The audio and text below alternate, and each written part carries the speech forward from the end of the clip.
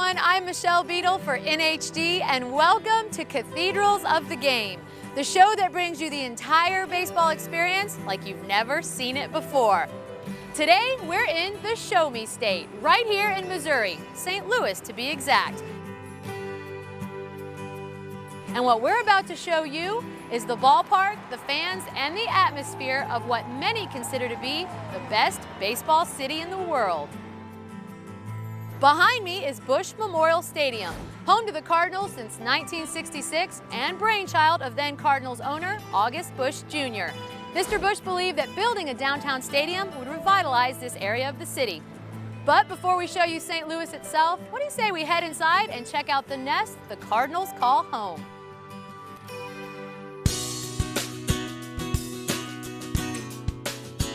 We're down here at field level in Busch Stadium in St. Louis, Missouri, and it is time to start the ballpark tour. Obviously, we're going to need a little help for that. We have Assistant Curator of the Cardinals Hall of Fame Museum, Brian Finch. Brian, thanks for having us.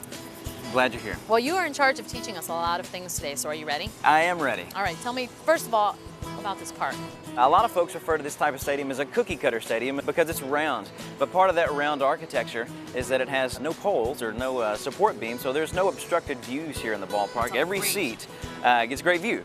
We are one of the last stadiums to be like this. Some of the others around the nation, Philadelphia, Cincinnati, Pittsburgh, they all had these round stadiums, but they've now been torn down for newer ballparks. But we're going to take an inside look today at Busch Stadium and see the home of St. Louis Cardinals and try to go to some areas that you wouldn't normally get to see as a fan coming here to the ballpark.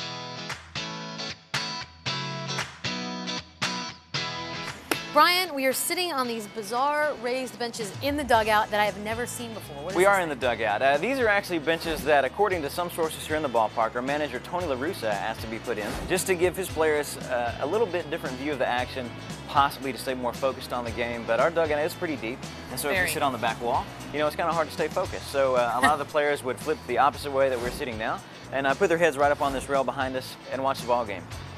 I love it. And as you can see looking behind us, right above the dugouts, some fans can get just as close as well with these green seats. All the green seats we'll see today are actually seats that were installed after 1996 when our current group of owners bought the ball club. They bought it in 1996 and did some major renovations to the ballpark.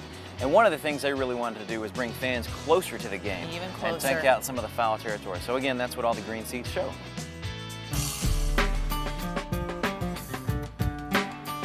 Brian, we are in the clubhouse. In the locker room area. Nobody ever gets to come back here. Not so much. So tell me about it. This is the locker room. This is the place. This is where all Cardinal fans want to be. Yes. So, and as you can see around us in the background, we've got all the jerseys hanging up. This would be part of the game day preparation. And one jersey we'll point out right to the left of us is one of our most popular Cardinals. That's Albert Pujols, the 2003 batting champion. And he smokes one deep to right center. Albert digs for second. He'll get in there with a stand-up two-out double. Just a great fan favorite, does a lot for the community. Everybody in St. Louis loves Albert.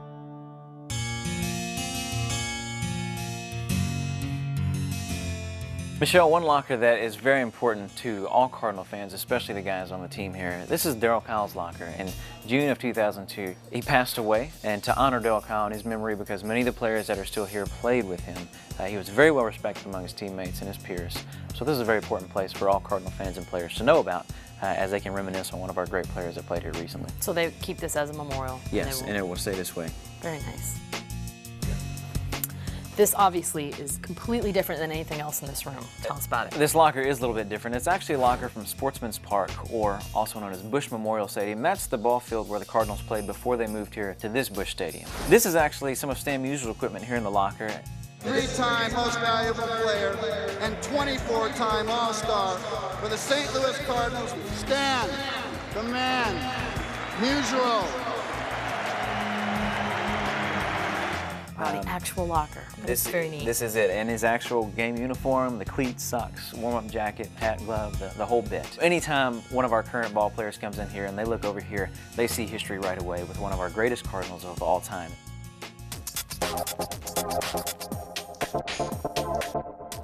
One of the most historic points we had to point out here was the landing site of Mark McGwire's record-breaking 60-second home run. I'm sure you remember back in 1998.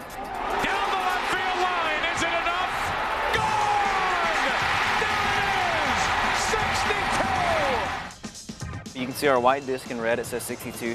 That marks that landing site of the 62nd home run. No fans were in that area. It was his shortest home run of the year, and the ball was gathered behind the wall by one of our grounds crew members.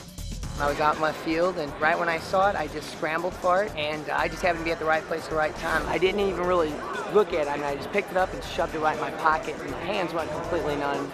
He gave it to Mark after the game in a post-game ceremony here on the field. Mr. McGuire, I think I have something that belongs to you.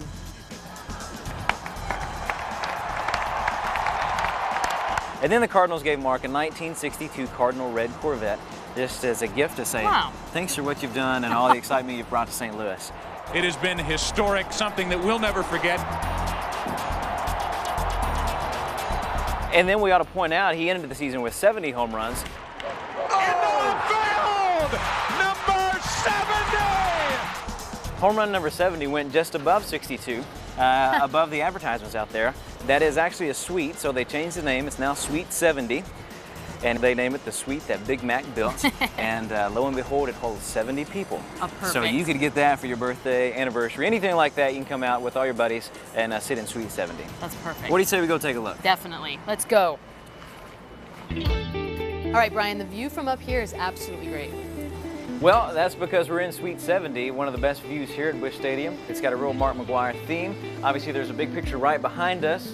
And then back in the food and beverage area, there's all kinds of McGuire photos, newspapers, and memorabilia of that great season back in 1998. So it's great. The man who caught 70 then, he was sitting just right here. Just right here. Number 70! But this is a great view of the ball game. You're right above the field. I know a lot of times when our left fielders come out, sometimes we even talk with these folks because you're looking right over them. I mean, you are right on top of the action right here.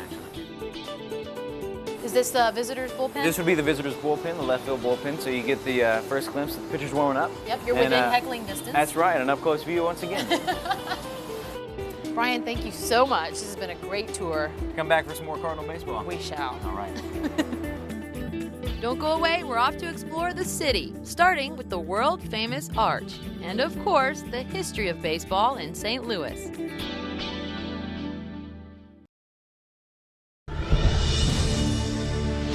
We now return to Cathedrals of the Game.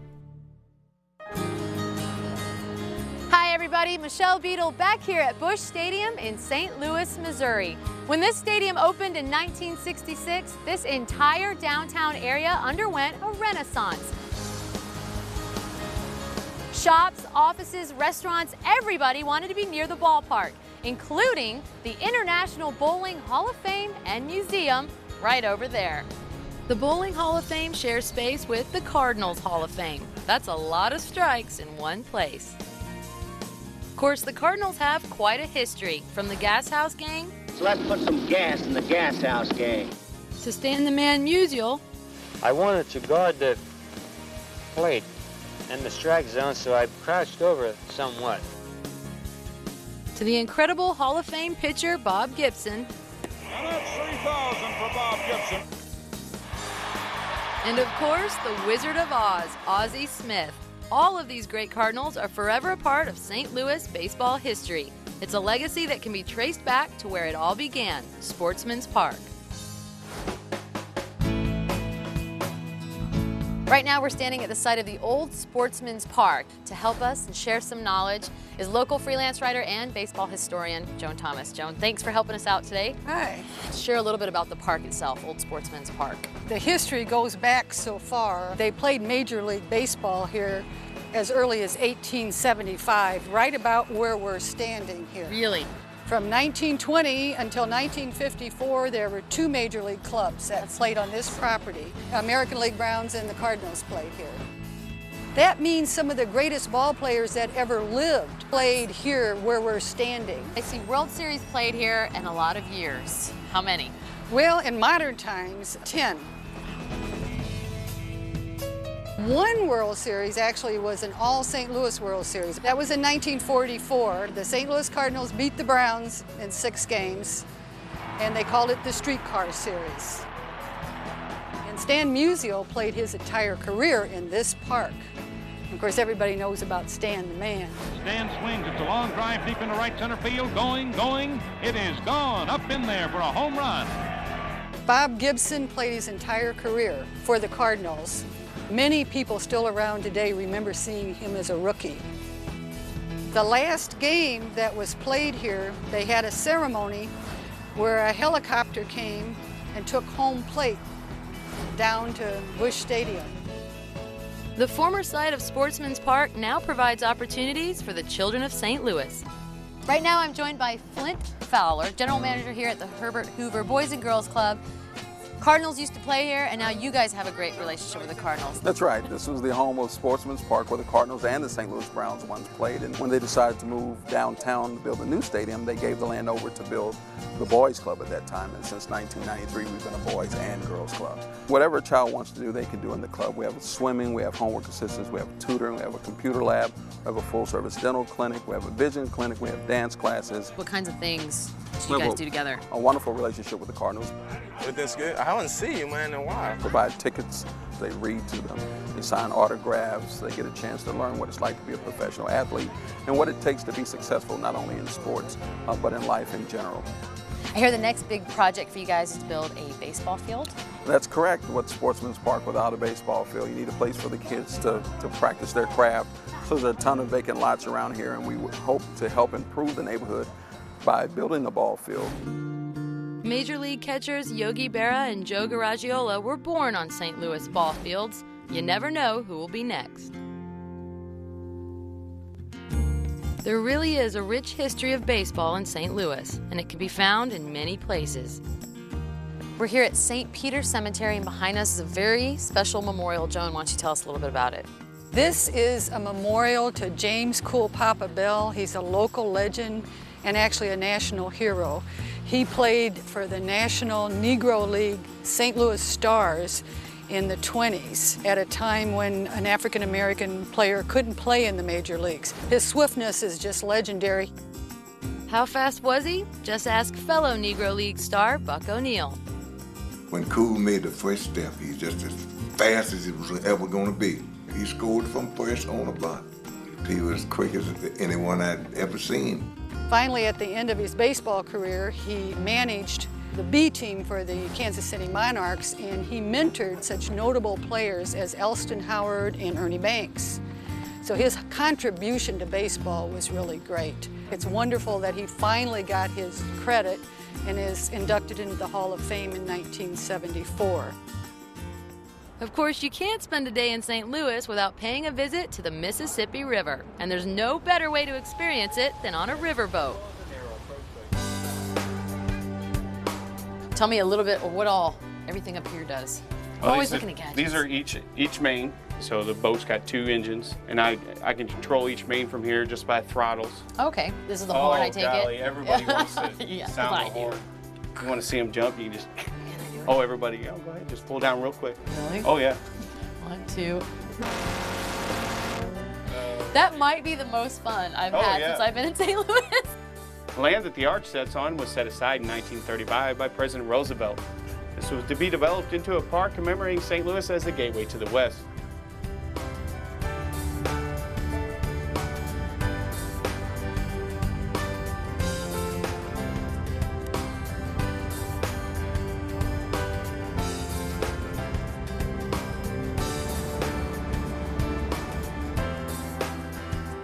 If you look down inside the city to our right, you notice a series of red brick buildings.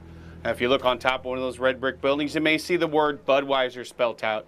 This is world headquarters for Anheuser-Busch. In 1953, beer baron Augustus Busch bought both Sportsman's Park and the Cardinals. The park was renamed Busch Stadium, and the family's owned the team ever since.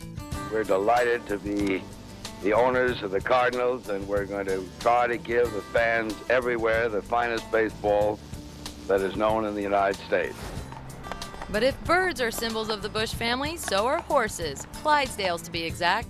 Right now I'm with Jim Poole, General Manager of Clydesdales Operations, and this handsome fella right here is Lad. We do a lot of Major League Baseball games around the country with the full team, with the 8-horse hitch. This beautiful wagon you're standing beside is one of the original Studebaker wagons, yes. And whenever we do a Major League Baseball game here in St. Louis, this is the actual wagon we use.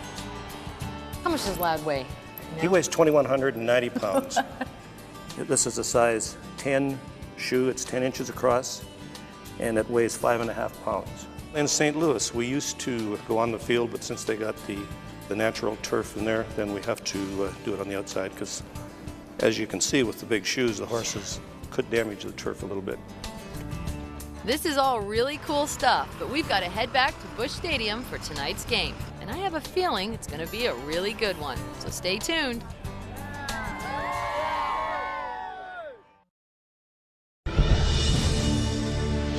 We now return to Cathedrals of the Game. We're back here at Busch Memorial Stadium in downtown St. Louis, and you can feel the tempo rising as game time approaches. Progress here, progress. You know, when Scott Rowland was traded here from the Phillies, he said he felt like he had died and gone to heaven. You don't think Scott Rowland loves it here? That's because this city and its fans have a way of making players feel like there's not a better place to play in the world. But you don't have to take my word for it. Let's see what these St. Louis fans themselves have to say. Here with Scott, who's claiming to be the fan. The fan. Why is this? I've been coming to ball games since I was a kid. Lived 2 hours away, yet I've been to 14 this year, and wow. Never gonna stop. So you drive the 4 hours each way to come to a game? Yeah, total. That's crazy. Hey, it's not crazy. It's love of the game. I'm here with Thomas and John. I take it Cardinals fans. Yes. The fans here seem to have such a great reputation. Why is that? What do you think, John? Midwestern attitude. There you go. St. Louis is such an interesting sports city. Have you been a fan for a long time? Yes. What makes you a St. Louis fan? One, I'm from St. Louis. Good. Two, we have history on our side as being a great baseball city. Cardinal fans, with their rich baseball tradition, they've won more World Series than any National League team.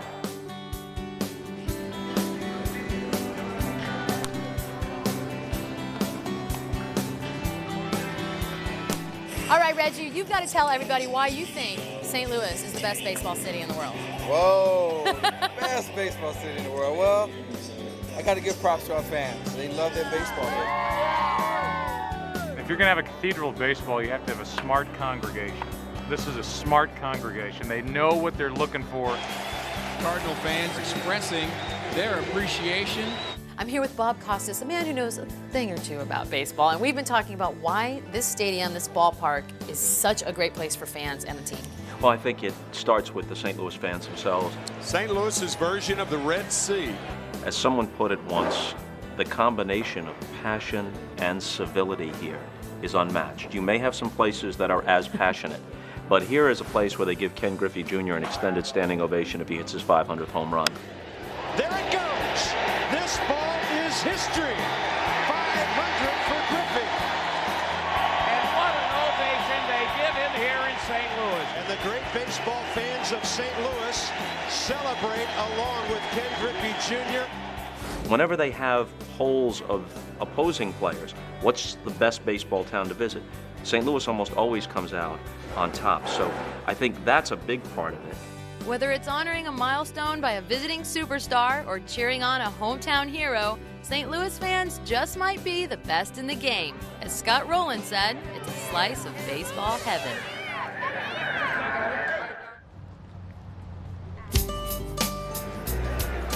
Sold out Busch Stadium, a sea of red in downtown St. Louis. When you're playing like the Cardinals are, you can't wait to start the games. Reds once again have the work cut out for them tonight. So as the sun sets on Busch Stadium, the fans settle back to enjoy a beautiful night of baseball. Of course, it helps to have a red-hot team. Not to mention some of the best players in the game. Swing and a shot to right center. What a huge night for Rowland. With superstars like this, the focus of the fans is quite naturally on the field, but there's plenty to see off it as well. You can take a little break from the action out on the field, come in here, and it's always active. This is the family pavilions. We've got kids over here pitching, living the dream. We've got video games being played. You can even watch a bat and a ball being made. So there's a whole lot to do if you just want to take a little break from what's going on out there.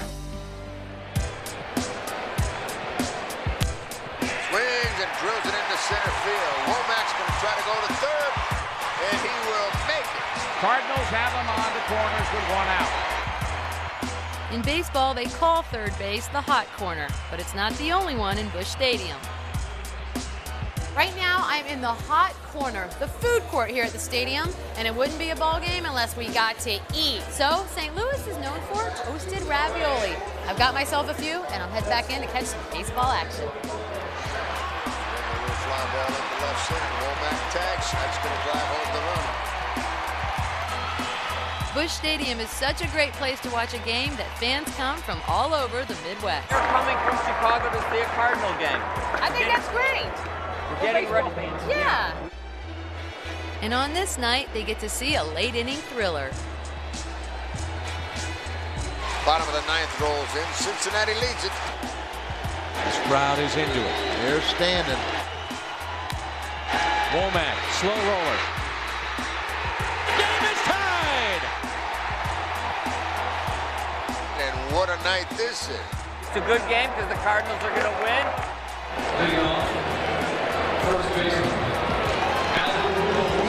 Crowd still on their feet. And down the right field line and deep, going back to right fielder, and it is gone! A game-winning home run by Albert Pujols. This one is over in St. Louis. Well, that wraps up this edition of Cathedrals of the Game. Hope you enjoyed the entire baseball experience here in St. Louis as much as I loved being here. Before you go, check out the other great cities and ballparks we'll be visiting in coming weeks here on Cathedrals of the Game. I'm Michelle Beadle for NHG. Thanks for watching.